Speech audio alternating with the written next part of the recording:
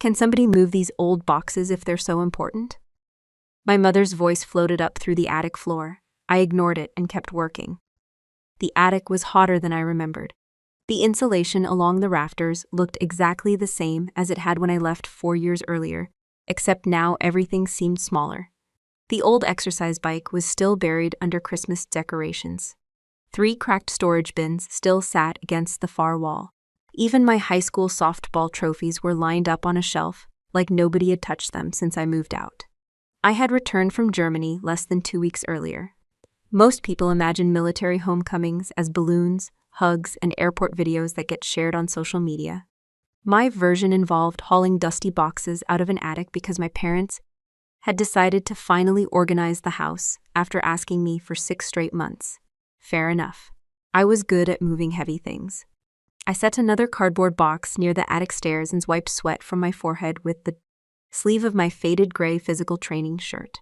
Then I reached for the cedar box, or at least where the cedar box should have been. My hand touched nothing. I frowned and reached farther. Still nothing. For a second, I thought I had remembered the wrong shelf. That happens. Combat engineers spend enough years carrying explosives and equipment around the world, and eventually memories get filed away like paperwork. But this wasn't one of those memories. I knew exactly where the box belonged. I crouched down and looked carefully. The shelf was empty, not completely empty. There was a perfect rectangular outline in the dust, the kind that only appears when an object sits in the same location for years. I ran my finger along the edge. 4 clean lines, sharp corners, no dust inside the rectangle, dust everywhere else.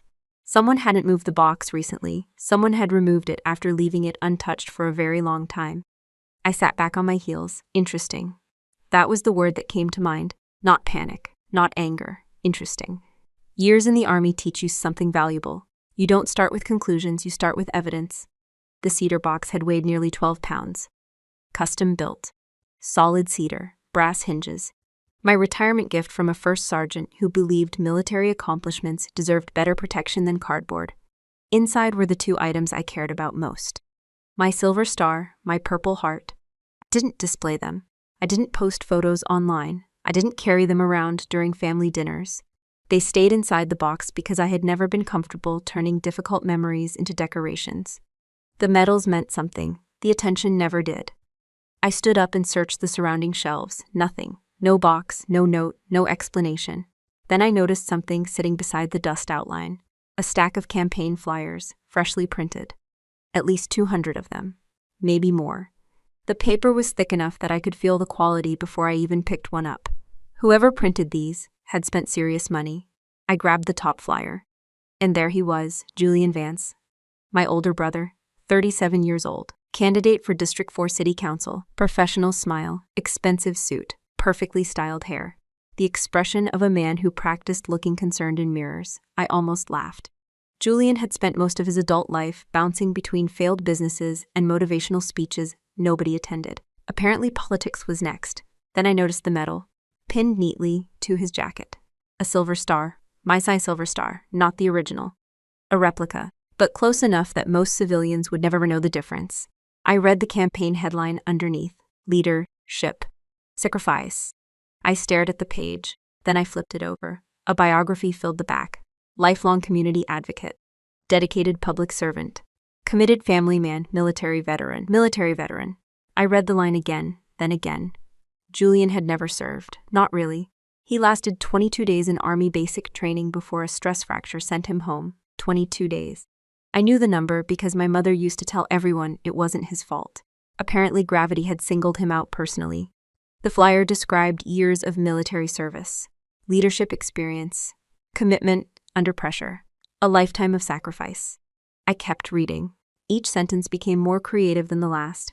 By the end, Julian sounded like he had personally won 3 wars and rescued bald eagles from burning buildings.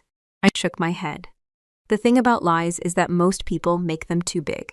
A smart liar keeps things close to the truth. Julian had never been smart enough for that. The attic suddenly felt much warmer. Not because of the missing medals, because the explanation was becoming obvious. My eyes drifted back toward the empty dust rectangle, then back to the campaign flyer, then back again. Evidence, observation, conclusion. Someone had taken the cedar box. Someone had access to the house. Someone wanted military decorations connected to Julian's campaign. The list of suspects was getting impressively short. I looked at the bottom of the flyer. The printer invoice was still attached to one stack. 1,700 copies, premium cardstock, rush order, total cost $2,843.16. That sounded exactly like something my father would finance. I folded the flyer once, the glossy paper bent sharply between my fingers. The sound cracked through the attic, short, clean. Final. Not unlike the sound of a decision being made. I slipped the flyer under my arm and headed toward the stairs. If there was an explanation, I was about to hear it. And if there wasn't, I was about to learn something far more useful. The folded paper crinkled softly as I descended.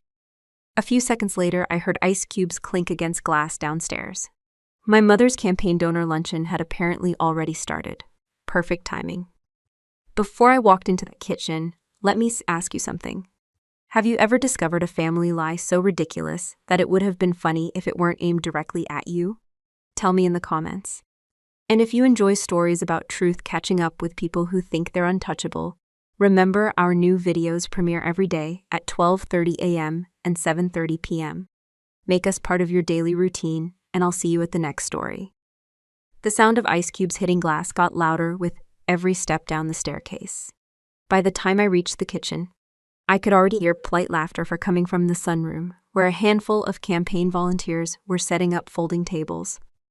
My mother stood at the kitchen island, arranging cucumber sour sandwiches on silver trays as if she were preparing for a royal visit instead of a local city council fundraiser. My father sat nearby reading the Maplewood Gazette. Neither looked surprised to see me. That should have been my first warning.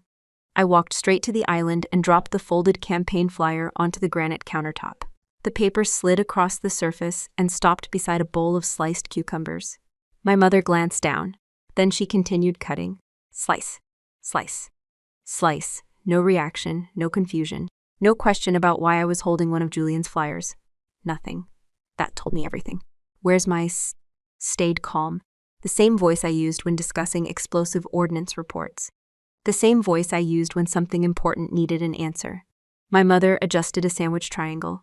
The donors will be here in 20 minutes. Where's my cedar box? She sighed softly. Not annoyed, not nervous. More like someone disappointed that a child had interrupted her favorite television program. My father slowly lowered his newspaper about 3 inches. Just enough to listen, not enough to participate. My mother placed another sandwich on a serving tray. It's safe, I waited. That was apparently supposed to satisfy me. Safe where? She picked up a linen napkin and smoothed it flat. In the den. The answer came so casually I almost laughed. Like she was telling me where she'd stored a winter coat.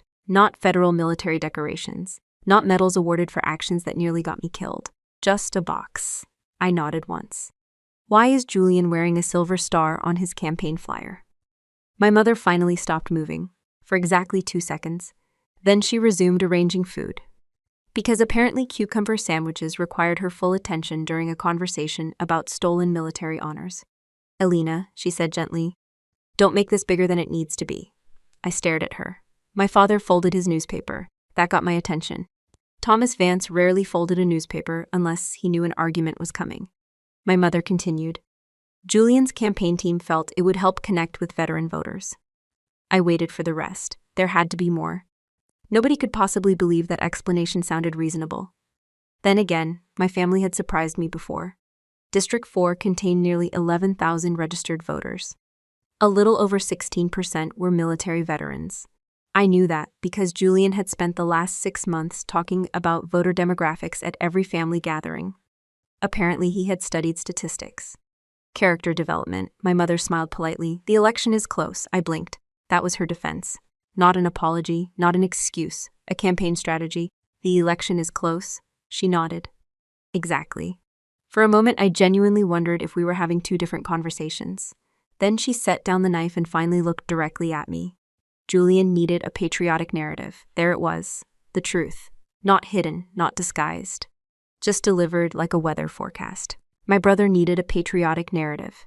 Therefore, my military career had become campaign material. Simple, efficient, convenient. I looked toward my father. Surely he understood how insane this sounded. He adjusted his glasses, avoided eye contact, and immediately proved me wrong. Your mother isn't explaining it correctly. That sentence never improves anything, ever. He folded the newspaper completely and leaned forward. What she's trying to say is that people respond to stories. I laughed once. A short laugh. The kind that escapes before you can stop it. My medals aren't stories. They represent service. They represent sacrifice. They represent votes, my mother corrected. The room went quiet. Even she seemed surprised she had said it out loud. Then she recovered instantly. Veteran votes. I stared at her. She stared right back, perfectly comfortable. Perfectly certain. Like this entire conversation should have been obvious to me from the beginning. My mother crossed her arms. You're never here. I said nothing. You spent years overseas. Still nothing. You don't enjoy public attention. I waited. And let's be honest, Elena, here it came. The real reason. The reason hidden underneath all the political nonsense. My mother smiled sympathetically. You don't like being in the spotlight anyway. There it was. I almost admired the efficiency. In a single sentence, she had erased 20 years of work, every deployment, every promotion, every qualification, every scar. According to Margaret Vance, my accomplishments belonged to whoever could use them more effectively. And Julian needed them, because Julian always needed something, more attention, more support, more excuses, more second chances. My father cleared his throat. Your brother has an opportunity. I looked at him. He could become a city councilman.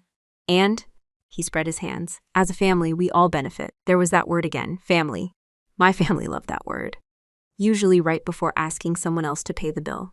I picked up the campaign flyer, tapped Julian's smiling face. He lied. My father shrugged. He adjusted his biography.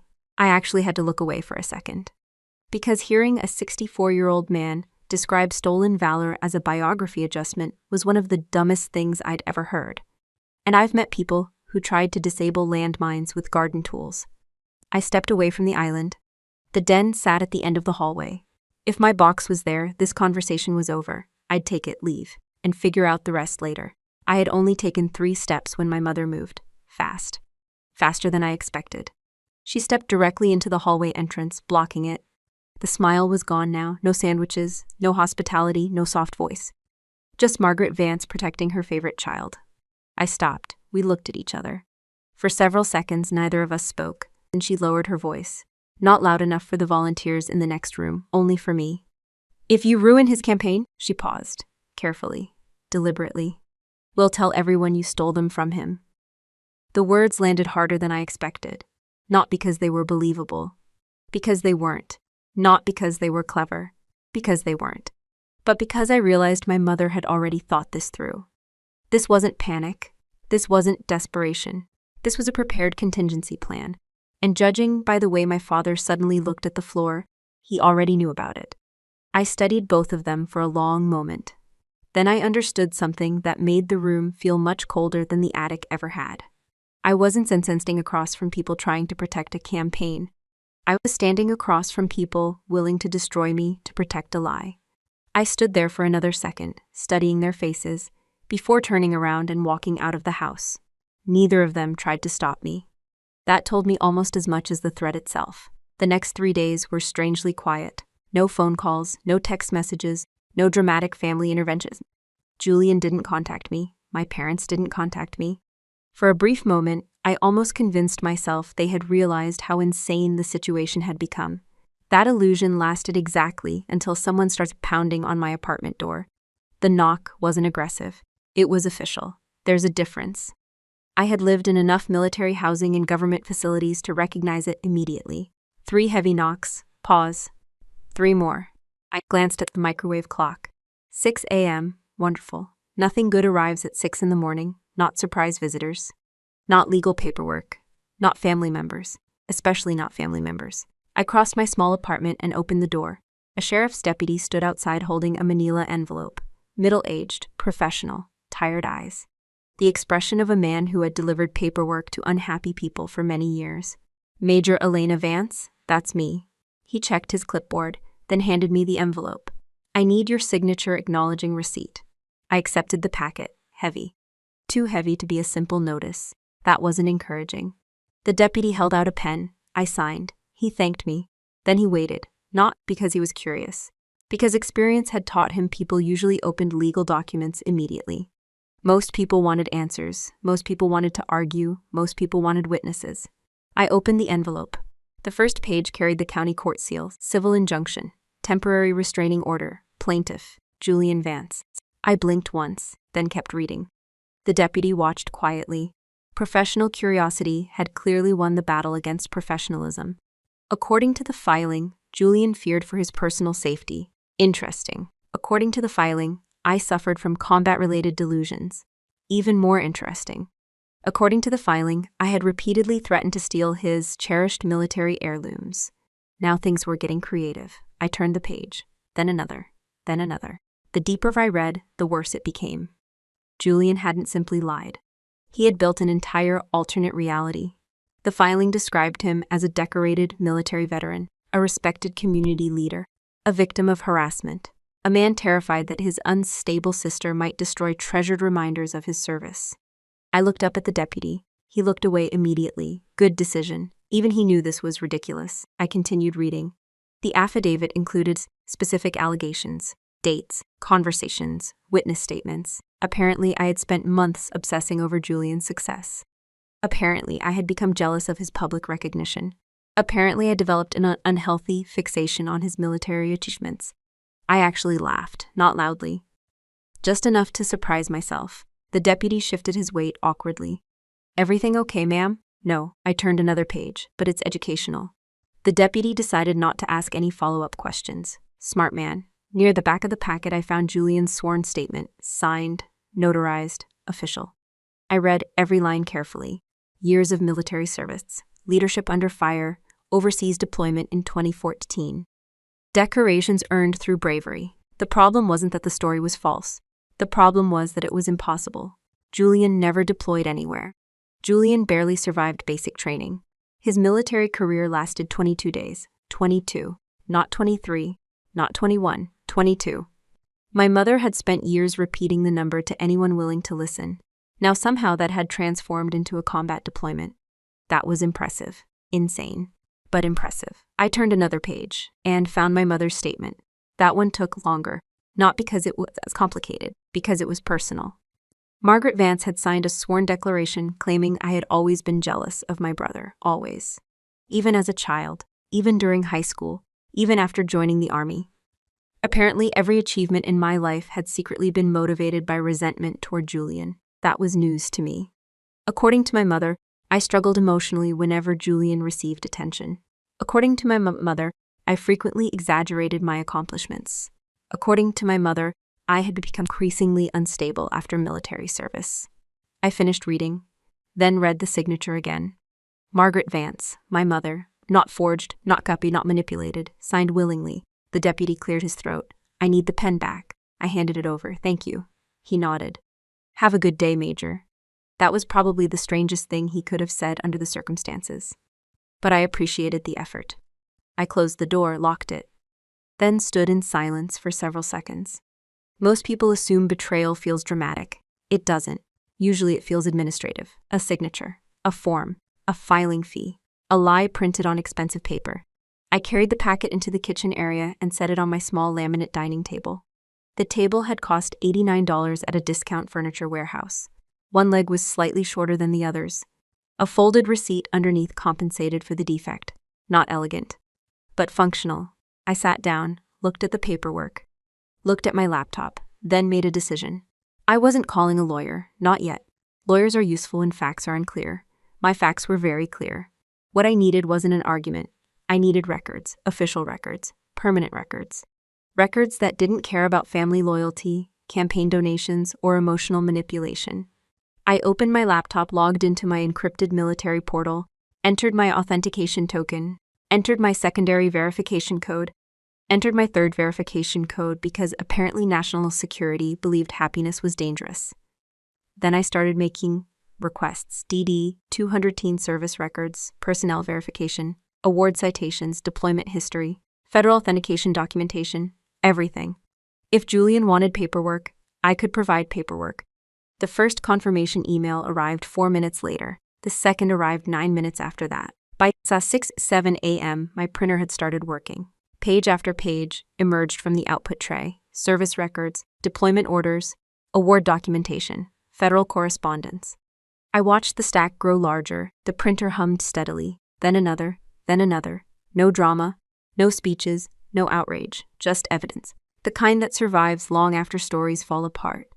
The printer continued feeding pages into the tray as sunlight crept through the apartment blinds. And the steady mechanical sound gradually blended into something else entirely. Voices, footsteps, conversations, the distant echo of dozens of people moving through a government building. By the time the final page slid into place, all I could hear was the crowded noise of a courthouse corridor waiting for a case to begin. I slid the final page into a black document binder and closed the cover. The binder weighed more than the metals ever had, not physically, practically. By the following Monday morning, I was standing outside courtroom 4B holding enough federal paperwork to make several people regret their life choices. The courthouse smelled exactly the way courthouses always smell. Old paper, industrial floor cleaner, burnt coffee from a vending machine that should have been retired sometime during the previous century.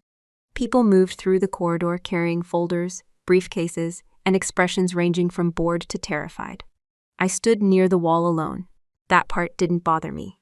The Army teaches you how to stand alone for long periods of time. Waiting becomes a professional skill. My Army service uniform was pressed and immaculate. Every seam sat exactly where it belonged, every button a reflected light properly. Every measurement met regulation. The left side of my chest was completely bare, no ribbons, no badges, no decorations, nothing. That choice had been intentional. I wasn't there to advertise accomplishments. I was there to establish facts. Those are very different things. I checked the time. 8:37 a.m. Court would begin shortly. A family with a custody dispute sat across the hallway whispering anxiously. Two attorneys argued over scheduling near the elevators. A bailiff walked past carrying a stack of files thick enough to stop a bullet. Normal courthouse activity. Then I smelled expensive cologne. Before I even looked up, I knew who had arrived. Julian always entered rooms like he expected background music to start playing. Sure enough, there he was. Custom navy suit, perfect haircut, bright campaign smile. A smile designed by consultants and focus groups. Behind him came my parents. My mother carried herself with the confidence of someone convinced she was the victim. My father looked slightly uncomfortable, not uncomfortable enough to leave, just uncomfortable enough to avoid eye contact. And walking beside them was Richard Sterling, the attorney. Even if nobody had introduced him, I would have guessed immediately. The man looked like a lawyer in a television commercial for lawyers. Perfect suit, perfect tie, perfect teeth. The watch on his wrist probably cost more than my first vehicle. Not difficult. My first vehicle had been terrible. Sterling spotted me first. His eyes moved briefly over my uniform, then paused on the empty ribbon rack. Interesting. The smallest smile appeared. A predator spotting what he believed was weakness. He excused himself from the group and walked toward me, confident, relaxed, completely certain of the outcome. My favorite kind of opponent, Major Vance. His voice carried the polished friendliness of someone billing by the hour. Mr. Sterling. He extended his hand. I shook it, firmly. The smile remained. I was hoping we'd have an opportunity to speak before the hearing. Of course he was. Attorneys love opportunities, especially when they think they're holding all the cards. I have a settlement proposal. I nodded politely. Go ahead. He opened a leather folder. The leather alone probably cost more than my apartment security deposit. Given the circumstances, my client is willing to resolve this matter privately. I almost laughed. Given the circumstances? That was an impressive phrase, like describing a hurricane as moderate weather. Sterling continued. You admit the allegations were the result of a misunderstanding. He slid a document toward me. You agreed to avoid further contact with Mr. Vance. Another page. You issue a written apology. Another page. The matter remains out of local media. I skimmed the document. The proposal was remarkable, not because it was complicated, because it essentially translated into, Dear Elena, please admit you're crazy. Sincerely, everyone lying about you. I handed the papers back. No. Sterling blinked. Not because of the answer, because of how quickly it arrived. People expected negotiation, counteroffers, discussion. I wasn't interested. His smile tightened slightly. Major Vance, I don't believe you fully appreciate your position. I appreciate it perfectly. He looked disappointed. Apparently, I wasn't performing according to script. Across the corridor, Julian had been watching the entire exchange. He pushed himself away from the marble wall and walked over, still smiling, still confident, still smelling like he had bathed in a department store fragrance counter. His eyes drifted toward my chest, toward the empty ribbon rack, then back to me. The smirk arrived immediately. There they are. I said nothing. My favorite decorations. I continued saying nothing. Julian laughed, not because anything was funny. Because he had an audience. My mother, my father, his attorney. Several strangers passing through the hallway.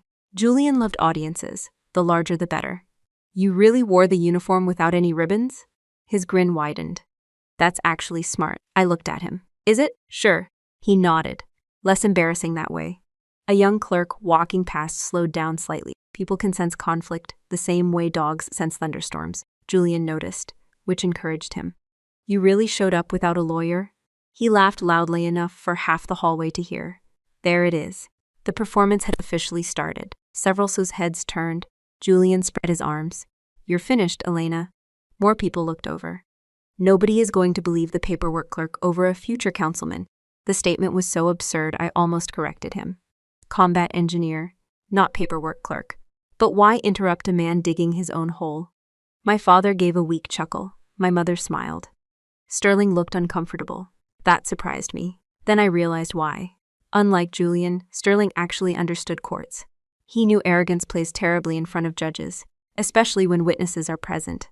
Julian, however, was enjoying himself too much to notice. He stepped closer, lowered his voice slightly. Last chance. I studied him carefully, 37 years old. Campaigning for public office, using my military record, using my medals, using my parents, using lies, and somehow still convinced he was the smartest person in the room. That level of confidence is almost impressive. Almost. I checked my watch, 8:58 a.m., 2 minutes. Then I adjusted my cuffs. The same way I had adjusted them before inspections, briefings, and deployments. A simple habit, nothing dramatic, nothing theatrical. Julian waited for a response. Sterling waited. My parents waited. I gave them none. The heavy courtroom doors opened. A bailiff stepped into the corridor. Courtroom 4B is now in session. Conversations throughout the hallway immediately quieted. People began moving toward the entrance. I picked up my binder, straightened my posture, and walked past all 4 of them.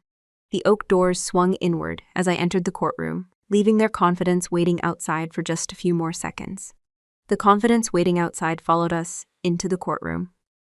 Courtroom 4B wasn't particularly large. Dark wood panels covered the walls.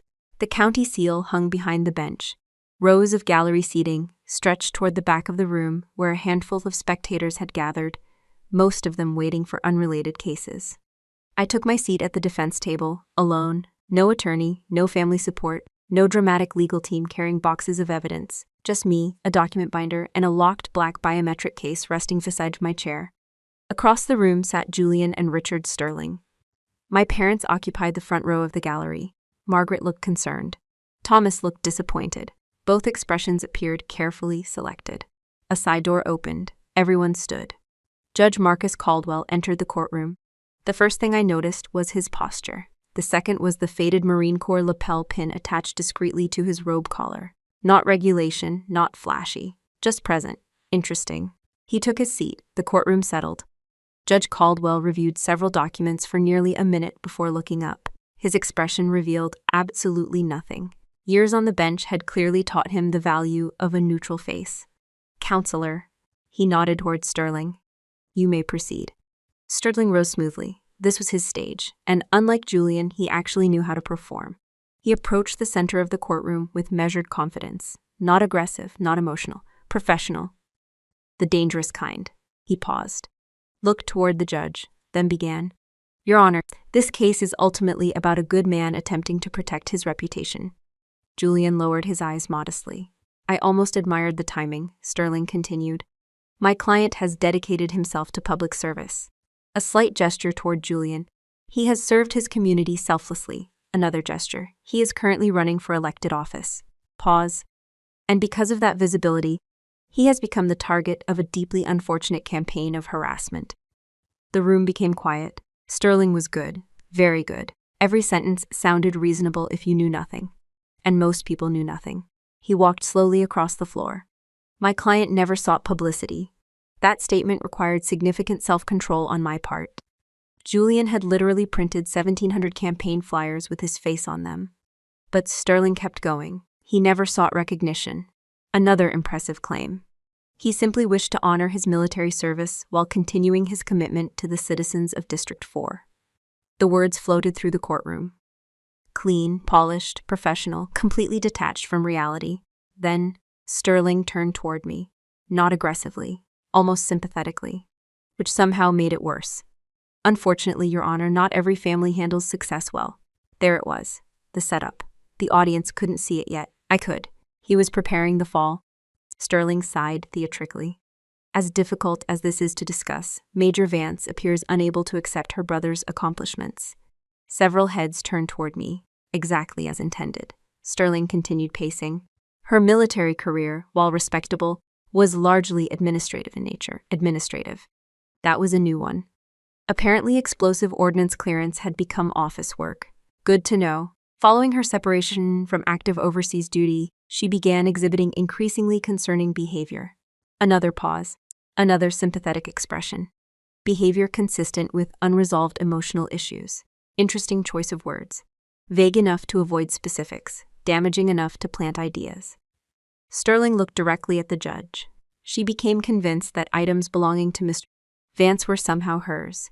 The lie landed smoothly, like it had been rehearsed, which it probably had. He moved toward the evidence table. Your Honor, we have documentation supporting ownership. Now came the props. Every performance needs props. Sterling lifted the campaign flyer, the same flyer I had found in the attic. Julian's smiling face looked even more ridiculous and enlarged on courtroom monitors. This campaign material clearly reflects Mr. Vance's public identity and military history. Military history. Sure. The 22-day war hero. Then Sterling produced another document. A receipt. A legitimate receipt that caught my attention. Aki Sub 668. I recognized it immediately. The custom woodworking shop logo sat at the top. Sterling held it up. My client purchased the cedar display case several years ago. Not technically true. Not technically false. The kind of statement lawyers enjoy. The receipt had been paid using my father's credit card. The box had been commissioned for me. Sterling carefully avoided mentioning that detail. Instead, he handed the exhibit to the bailiff. The document reached Judge Caldwell. The judge reviewed it silently. Sterling returned to center court. Ownership records. He nodded confidently. Supporting documentation. Another nod. Consistent testimony. And now the witnesses. Right on schedule, my mother removed a tissue from her purse. A single tear appeared. Perfectly timed, perfectly placed. Hollywood would have been proud. She dabbed at the corner of her eye. Not enough to ruin makeup, just enough to create sympathy. Thomas lowered his head solemnly, like a man carrying a terrible burden, the burden apparently being honesty. Sterling glanced toward them, then back to the judge. The family has suffered tremendously from this situation. I watched the performance continue. Everyone knew their role, everyone knew their lines, everyone except the judge. That was the problem. Judge Caldwell wasn't participating in their play. He simply listened, watched, measured. Sterling approached his conclusion. Your Honor, cases involving self-represented defendants can be particularly challenging. They're at condescension. The condition. Finally arriving, many fail to understand the seriousness of false claims. He glanced toward me. Or the gravity of perjury. The implication hung in the air. I was reckless, I was emotional, I was unstable, and most importantly, I was alone. Sterling returned to counsel table, satisfied. The presentation had gone exactly the way he wanted. Julian looked relaxed. My mother looked hopeful. My father looked relieved. Judge Caldwell removed his glasses, rubbed the bridge of his nose, then placed the glasses back on. For the first time, he looked directly at me, not unkindly, not warmly, the way judges look at people when they expect disaster. I knew what he was expecting, a breakdown. An emotional speech, anger, tears, desperation. Some version of a woman cornered by 3 family members, an attorney, and a pile of lies. Instead, I stood up calmly. The chair slid backward across the floor. Several heads turned.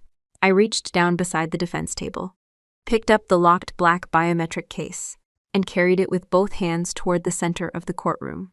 The weight of the case felt familiar in my hands, not because it was heavy, because it represented something simple: facts. Facts don't panic. Facts don't campaign for public office. Facts don't cry on command. I placed the black biometric case on the defense table and looked directly at Judge Caldwell. The courtroom remained completely silent. Sterling leaned back in his chair, clearly expecting some emotional speech. Julian looked amused. My mother looked concerned. My father looked tired. None of them looked worried. Not yet. I stood straight, hands relaxed, voice steady. The same tone I used when reporting damaged infrastructure or explosive hazards. No drama, no performance. Your Honor, the plaintiff claims I am attempting to steal his medals. Judge Caldwell nodded. I request permission to enter physical evidence and federal authentication records. The judge looked at the case, then at me. Proceed. Simple, direct, exactly what I expected. I opened my document binder, removed a large white envelope. The envelope was thick, official. The kind of package nobody mistakes for personal correspondence. A red strip of tamper-evident tape ran across the seal. The Department of the Army emblem sat prominently on the front. Several people shifted in their seats, including Sterling. Interesting. The bailiff approached. I handed him the envelope. He carried it to the bench. Judge Caldwell examined it carefully. For the first time all morning, I saw genuine interest appear on his face. Not emotion, recognition. People who spend enough years around government paperwork learn to recognize federal authentication packages immediately. The judge turned the envelope over, verified the seal, checked the certification markings. Then he looked towards Sterling. Counselor, have you reviewed these documents? Sterling frowned. No, Your Honor. I see. 3 words, nothing dramatic, yet something had already changed. I could feel it. The confidence in the room shifted slightly. Like a chair losing one leg, not collapsed, just less stable. Judge Caldwell placed the envelope on the bench, then reached for the red tape. The sound that followed was surprisingly loud. Rip. The tamper seal tore cleanly across the package. Nobody moved, nobody spoke. The courtroom had become very interested all at once. The judge opened the envelope, removed a stack of certified documents. The certification stamp alone occupied nearly half the first page. Army records don't look impressive because someone designs them that way. They look impressive because every piece of information can be verified. That makes a difference. Judge Caldwell began reading. The first page, then the second, then back to the first. His eyes slowed. The room grew quieter. Even Sterling noticed. The attorney sat forward. Julian's smile began fading. My mother looked toward my father. My father looked toward the floor. Judge Caldwell continued reading. 5 seconds, 10 seconds, 15. Then something happened. Nothing. That was the important part. His expression simply stopped. No reaction, no movement, no nod, nothing. Years of military service teach you how to recognize danger. Years of engineering teach you how to recognize structural failure. And years of dealing with people teach you how to recognize the exact moment someone realizes they have been lied to. I watched all 3 happen simultaneously. Judge Caldwell slowly lowered the first page, then looked at Sterling, then looked at Julian, then looked back at the document. Nobody said anything. The silence became uncomfortable. Then worse. Finally, Sterling stood. Your Honor? No response. Your Honor, may I ask what exactly is contained in that file? Still nothing. The judge continued reading. Page after page. Certification stamps, military records, federal authentication documents. Sterling's confidence began leaking visibly. The attorney cleared his throat. Your Honor? Judge Caldwell raised one finger without looking up. The universal signal for be quiet. Sterling immediately sat down. A wise decision. Several more pages passed. Then the judge set the file aside, carefully. Almost respectfully, the courtroom remained completely still. Even the spectators in the back sensed something significant was happening. Judge Caldwell folded his hands, looked directly at me. Major Vance, yes, Your Honor. The physical evidence? I nodded. Inside the case. The judge gestured toward the bailiff. The black biometric case was carried forward and placed on the bench. Sterling immediately stood again. Your Honor, before opening that container, I request an opportunity to inspect. Denied, not verbally. The judge simply ignored him, completely. Which was somehow worse. The bailiff stepped back. Judge Caldwell examined the biometric lock. I entered the access code, placed my thumb against the scanner. The lock clicked. Soft, mechanical, final. The judge opened the lid. Inside sat the medals, the silver star, the purple heart. No display case, no decorative arrangement. Just evidence. Exactly where evidence belonged. Several people inhaled at the same time. Julian stared. My mother stared. My father stared. For the first time all morning, nobody seemed interested in acting. Reality tends to interfere with performances. Judge Caldwell studied the medals carefully. Then something unexpected happened. He opened a drawer in his desk, reached inside, and removed a magnifying glass. The gesture caught Sterling completely off guard. It also caught Julian off guard. Actually, it caught everyone off guard except me. I already knew what the judge was looking for. Because every authentic military decoration carries details that replicas cannot duplicate properly. Judge Caldwell positioned the silver star under the courtroom lights, raised the magnifying glass, and began examining the edge of the medal with the patience of a man who already suspected exactly what he was about to find. The courtroom seemed to inhale at the same time. Nobody moved, nobody whispered. Even the spectators in the back had stopped shifting in their seats.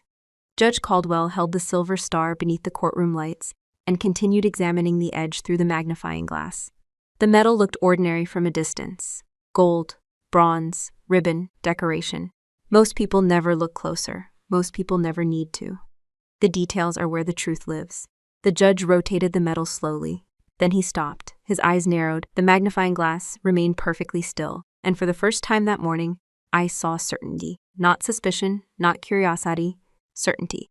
Judge Caldwell lowered the magnifying glass slightly, then read aloud, 04772V. The numbers echoed through the courtroom. 04772V. Silence followed. The judge carefully placed the medal onto the evidence pad, then pulled the certified federal records closer. Page scan, another page. The entire room watched him work. No speeches, no dramatic music, just a judge comparing numbers. Funny thing about lies, they usually lose to arithmetic. Judge Caldwell found the page he wanted. He adjusted his glasses, then began reading. His voice remained calm, professional, controlled. Citation recipient, Major Elena Vance. Nobody moved. Military occupational specialty, Army combat engineer. Another pause. The judge continued. Action date, September 2018. Julian stopped smiling. Judge Caldwell read directly from the file. Recipient entered an active combat zone under hostile fire conditions to clear an improvised explosive device threat along a designated evacuation route. The words landed one at a time. Heavy. Precise. Permanent. The judge kept reading. Despite sustaining shrapnel injuries during the operation, recipient successfully neutralized the explosive hazard and ensured the safe extraction of multiple personnel. A few people in the gallery looked toward me. I ignored them. The judge didn't. His eyes remained fixed on the document. Location: Corangle Valley. Another page turned. Sustained documented injury to the left collarbone region. The Purple Heart sat beside the silver star. Suddenly the two medals looked much heavier than pieces of metal should. Judge Caldwell closed the file, slowly. Then he looked directly at Julian, not at Sterling, not at my parents, Julian. The room felt smaller. Julian shifted in his chair. For the first time since entering the courthouse, he looked uncomfortable. The confidence was gone. The campaign smiles was gone. The future councilman had disappeared. What remained was a man running out of explanations. Judge Caldwell folded his hands. Mr. Sterling. The attorney immediately stood. Yes, Your Honor. The judge's voice became noticeably colder, not louder, just colder. A Marine who had spent years dealing with excuses had apparently reached his limit. Are you aware that your client's military record shows he was discharged from basic training after 22 days due to a stress fracture? The sentence hit the room like a car accident. Nobody reacted immediately. Because sometimes the brain needs a second, then everything happened at once. Julian's face lost all color. Not gradually, instantly. Like somebody had switched off the power. My mother gasped. A sharp intake of breath escaped before she could stop it. My father closed his eyes. Not for long, just long enough. Long enough to tell me he had known exactly how bad this was. Sterling remained standing, frozen. The attorney looked at Julian, then at the judge, then at the federal documents. His brain was desperately searching for a path out. There wasn't one. Still, professionals try. Your Honor, Sterling began carefully. There may be some type of clerical issue. No. Judge Caldwell didn't raise his voice. He didn't need to. The single word cut straight through the courtroom. Sterling stopped talking. The judge opened the federal file again. These records have been certified by the Department of the Army. Page. The service history has been authenticated. Another page. The award documentation has been authenticated. Another page. The deployment records have been authenticated. He closed the file. There is no clerical issue. Julian stared at the table. My mother stared at Julian. My father stared at nothing. The spectators stared at everyone. Judge Caldwell leaned back slightly. The expression on his face had changed. The hearing was over. Everyone just hadn't realized it yet. He looked toward the campaign flyer entered into evidence earlier, then toward the medals, then toward Julian. A complete timeline assembled itself in front of him. The fake biography, the restraining order, the witness statements, the campaign material, the federal records, the medals, the lies, every piece fit. Unfortunately for Julian, they fit together perfectly. Judge Caldwell placed both hands on the bench. This court will not tolerate stolen valor. The words bounced off the wood-paneled walls. Nobody interrupted. Nobody dared. The judge pointed toward the evidence. The medals belong to Major Vance. Then toward me. The military record belongs to Major Vance. Then toward Julian. The false claims belong to Mr. Vance. Julian looked like he wanted to disappear into the floor. Unfortunately, courtrooms rarely provide that option. Judge Caldwell continued. I am dismissing the injunction in its entirety. The first hammer fell. Sterling lowered his head. I am dissolving the temporary restraining order effective immediately. The second hammer fell. Julian swallowed hard. The judge wasn't finished, not even close. His next words changed the entire room. I am also referring this matter to the United States Attorney's Office for review regarding potential federal perjury and election fraud. For a moment, nobody moved. The statement hung in the air. Federal. That word changes people. State problems are unpleasant. Federal problems ruins vacations. Julian's hands began shaking. My mother looked genuinely frightened for the first time all morning. Even Sterling appeared pale. The attorney slowly sat down, not defeated. Professionals don't think that way, but definitely calculating billing hours for damage control. Judge Caldwell gathered the documents into a neat stack. The evidence phase was over. The arithmetic was complete. And every number had pointed to exactly one person. The arithmetic was complete. And every number had pointed to exactly one person. Judge Caldwell reached for the gavel. Nobody spoke. Nobody moved. The courtroom seemed to understand that anything said now would only make things worse. The judge looked down at Julian one final time, not with anger, not with satisfaction, just disappointment, the kind reserved for adults who should have known better. Then the gavel came down. Case dismissed. The sharp crack echoed through the courtroom. Just like that, it was over. At least the hearing was. The consequences were only getting started. People immediately began standing. Chairs scraped across the floor. Conversations erupted.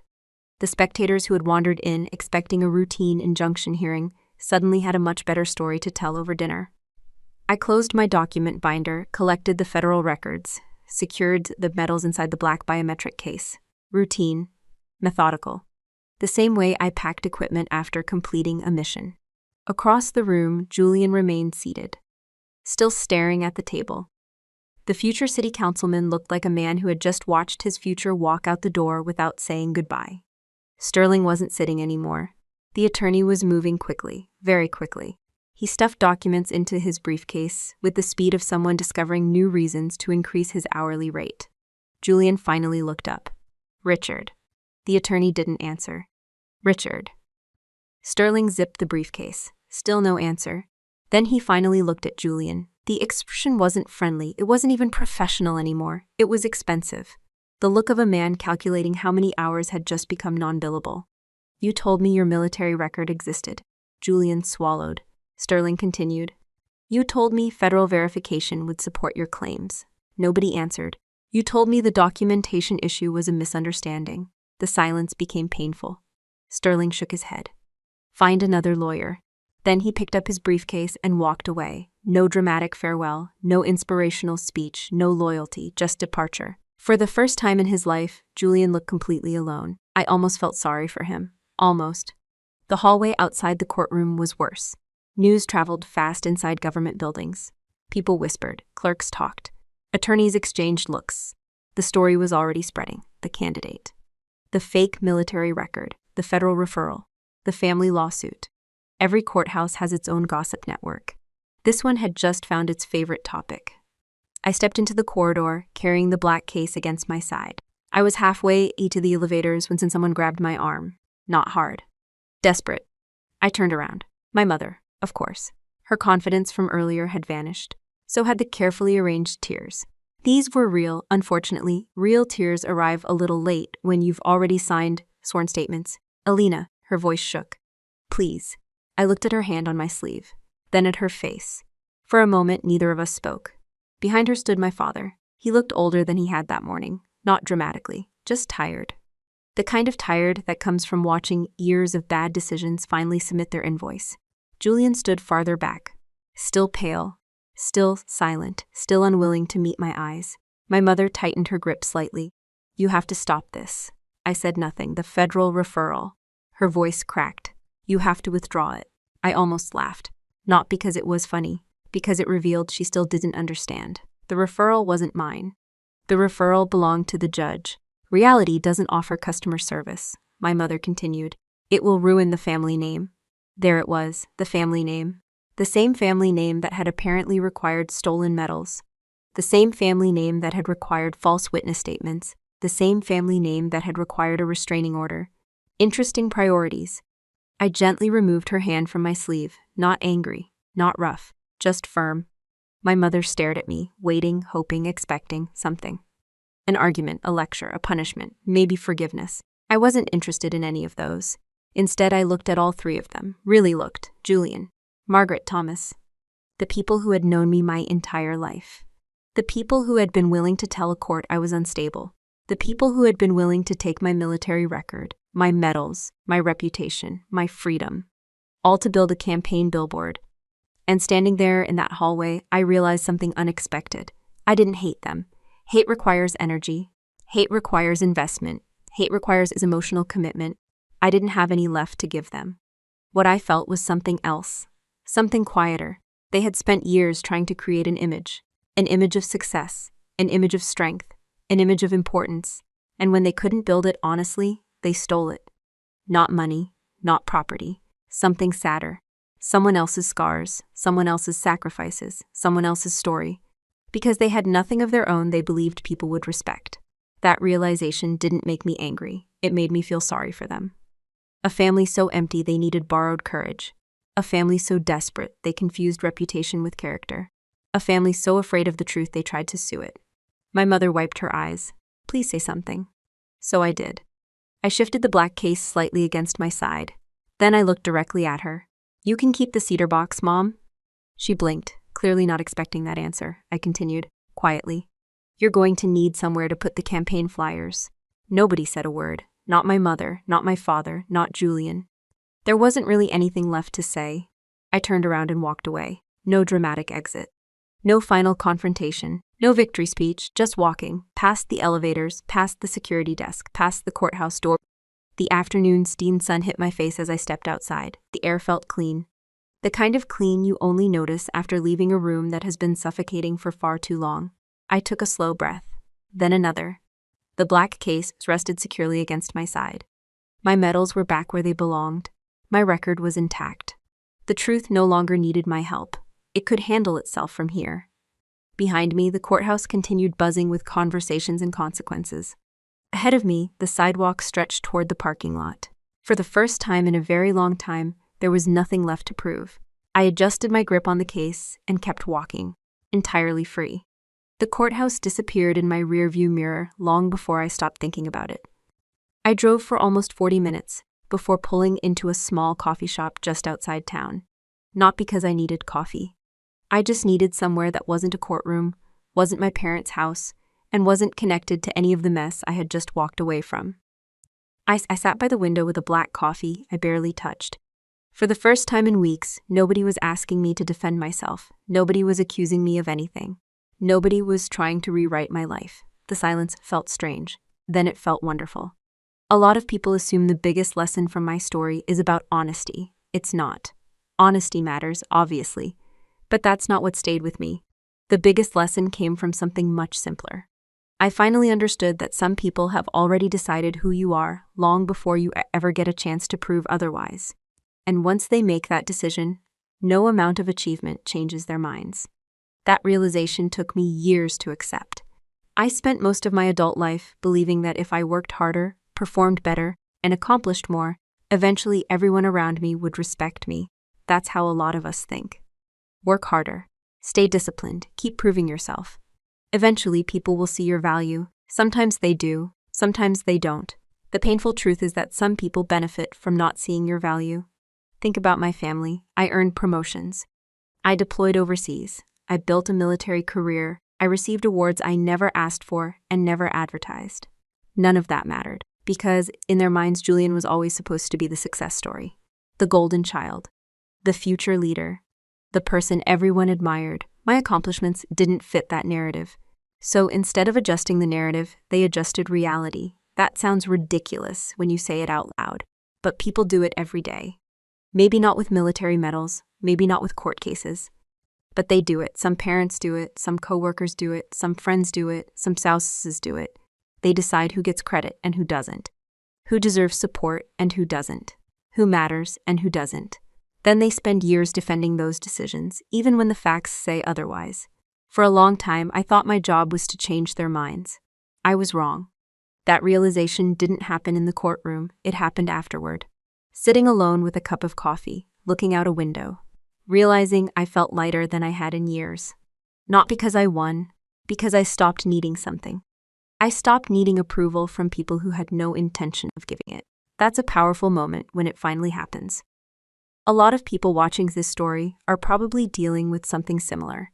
Maybe not stolen medals, maybe not family betrayal, but maybe you're working yourself into exhaustion, trying to earn respect from someone who has already decided not to respect you. Maybe you're constantly explaining yourself, defending yourself, trying to convince somebody that you're good enough, smart enough, successful enough, worthy enough, and every time you meet one expectation, they create another one. I've got news for you. That game never ends, not because you're failing, because the rules were never designed for you to win. The moment I understood that, everything changed. I stopped arguing, I stopped chasing validation, I stopped treating other people's approval like oxygen. And something unexpected happened. Life became much simpler, not easier, simpler. There's a difference. The truth is, you don't need everyone to understand your story. You don't need everyone to agree with you. You don't need everyone to recognize your worth. You only need enough self-respect to recognize it yourself. That sounds obvious. But most people spend years learning it. Some never learn it at all. One of the best lessons the Army ever taught me had nothing to do with explosives, engineering, or combat. It was accountability. In the military, reality doesn't care about excuses. Either the bridge stands or it doesn't. Either the route is safe or it isn't. Either the mission succeeds or it doesn't. Reality is stubborn. Life works the same way. The opinions people have about you don't change reality. The gossip doesn't change reality. The accusations don't change. The truth remains exactly what it was before anyone started talking, and eventually reality catches up. It may take months. It may take years, but it catches up. That's exactly what happened in that courtroom. Not because I was smarter than Julian. Not because I had a better lawyer. I didn't have one. The truth won because it was true. That's it. Nothing magical. Nothing complicated. Just evidence meeting reality. If there's one thing I hope people take away from my story, it's this. Stop wasting your life trying to earn validation from people who only value you when you're useful to them. You will never win that battle. And even if you somehow do, the victory won't feel the way you imagined. The real freedom comes when you stop needing the battle in the first place. That's what the courthouse taught me. Not how strong I was, not how right I was, not how wrong they were. It taught me something much more valuable. The moment you stop asking the wrong people for permission to value yourself, you become a whole lot harder to control. That realization stayed with me for weeks. Then one afternoon, while I was reviewing engineering reports at my office, my phone buzzed 3 times in less than a minute. The first message came from an old Army friend. The second came from a former supervisor. The third came from someone I hadn't spoken to in almost 2 years. All 3 sent the same thing. A link to a local news article. I already knew what it was about before opening it. Julian, the article wasn't particularly dramatic. In fact, it was surprisingly polite. It simply reported that his campaign had been suspended following questions regarding discrepancies in his military background and an ongoing federal review. Professional language, clean language. The kind reporters use when everyone already knows the real story. I read exactly 3 paragraphs before closing it. I wasn't interested. Not because I was trying to be the bigger person. I just genuinely didn't care anymore. A few months earlier, I would have read every sentence. I would have analyzed every detail. I would have wanted to know how much damage had been done. Now it felt different. The story wasn't really about Julian anymore. It was about something much larger. Because the truth is, I see versions of Julian everywhere. You probably do too. People who spend more energy creating an image than creating a life. People who focus on appearing successful rather than becoming successful. People who chase recognition before earning competence. And before anybody misunderstands me, there's nothing wrong with ambition. There's nothing wrong with wanting respect. There's nothing wrong with wanting to build a better future. The problem starts when someone wants the reward without the process. That's where things become dangerous. Julian wanted the reputation of military service. He didn't want military service. He wanted the admiration attached to sacrifice. He didn't want the sacrifice. He wanted people to see courage. He just didn't want to earn it. That combination almost always ends badly. One thing the army teaches you very quickly is that shortcuts have a cost. Sometimes the cost appears immediately. Sometimes it takes years. But the bill always arrives, always. I remember a young lieutenant I worked with overseas who constantly tried to look experienced instead of becoming experienced. Every briefing sounded impressive. Every conversation sounded impressive. Every report sounded impressive. Then one day, a real problem appeared, and suddenly none of the performance mattered. Because reality doesn't grade appearances, reality grades results. The bridge either supports the weight or it doesn't. The route is either safe or it isn't. The equipment either works or it doesn't. Reality is brutally fair. That's why I believe character matters more than image. Image can be purchased, character can't.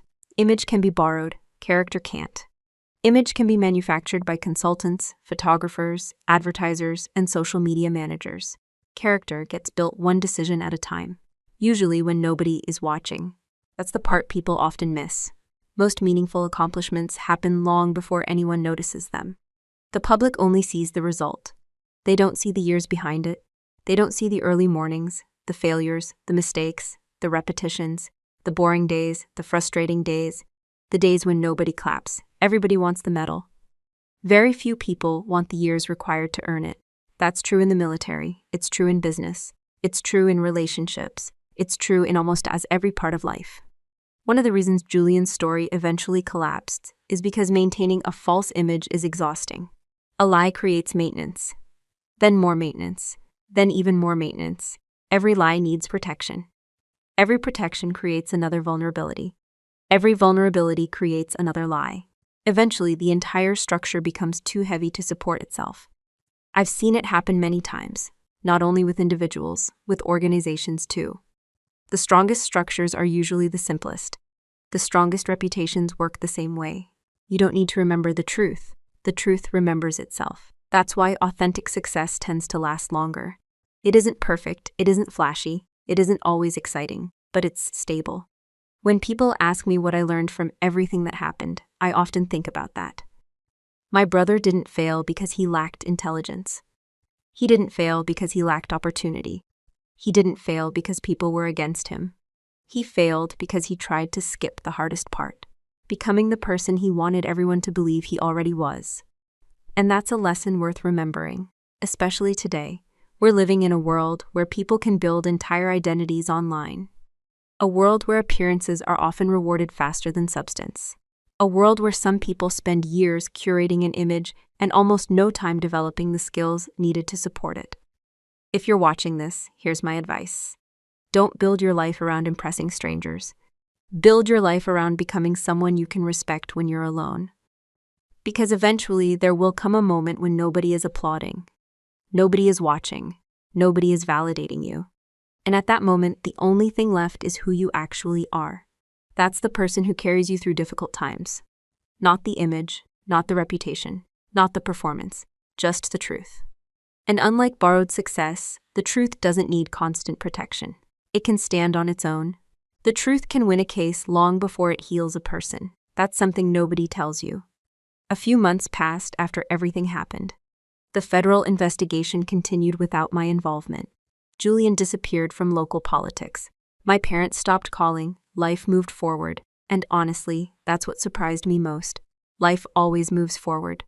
No matter how big the problem feels while you're living through it, no matter how unfair it seems, no matter how personal the betrayal becomes, eventually the phone stops ringing. The headlines disappear. People find new topics to talk about. And you're left with a decision. What are you going to carry with you?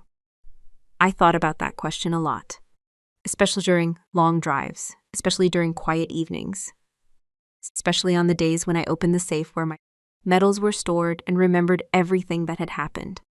At first, I assumed the most important thing I got back was the silver star. Then I thought maybe it was my reputation. Then maybe it was justice. But the more time passed, the more I realized none of those were the real answer. The most valuable thing I took home wasn't a medal. It wasn't a legal victory. It wasn't even the truth. It was freedom. Real freedom. The kind that doesn't come from a courtroom. The kind that happens inside your own mind. Because for years, I had been carrying something much heavier than any medal. Resentment. Not dramatic resentment.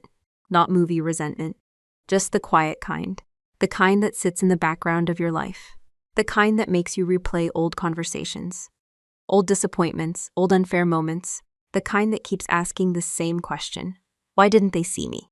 Why wasn't I enough? Why did they always choose someone else? Those questions followed me for years. Maybe some of you know exactly what I'm talking about. Maybe you've asked those same questions. About a parent, a sibling, a spouse, a friend, a boss. Someone whose opinion mattered far more than it should have. The problem with resentment is that it feels productive. It feels like you're protecting yourself. It feels like you're staying alert. But most of the time, you're doing something else. You're giving free rent to people who don't deserve space in your head. That's what I finally understood. My family had already taken enough from me. They didn't need access to my future, too. Holding on to bitterness would have given them exactly that, and I wasn't interested anymore. Now, let me be clear. Forgiveness doesn't mean pretending something never happened. It doesn't mean trusting people who betrayed you. It doesn't mean inviting toxic people back into your life and hoping for a different result.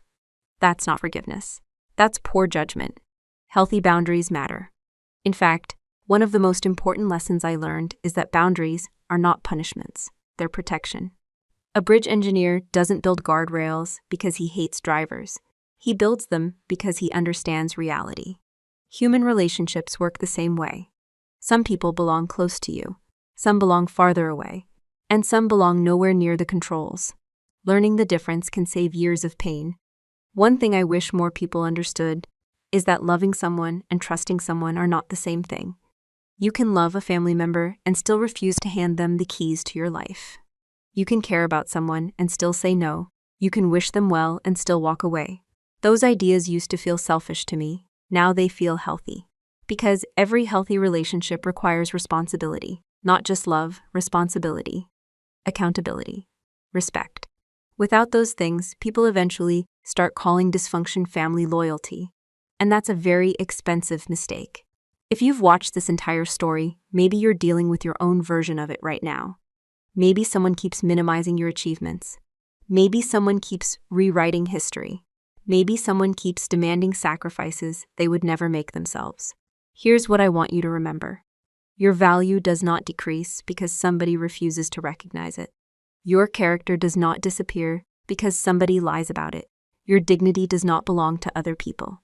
And perhaps most importantly, you don't need permission to protect your own peace. That lesson changed my life. Not because it made me stronger, because it made me calmer. There's a difference. Strength helps you survive battles. Peace helps you stop living inside them. When I look back now, I don't think about the courtroom first. I don't think about the judge. I don't think about the lawsuit. I don't even think about the medals. I think about that moment outside the Saitama when I finally stopped carrying things that were never mine to carry. Other people's expectations, other people's lies, other people's approval. And once I put those down, everything else became much lighter. Thank you for spending this time with me and following this journey all the way to the end.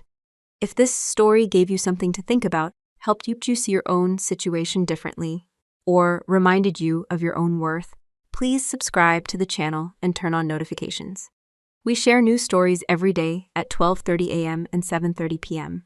Join our community, become part of the family, and I'll see you in the next story.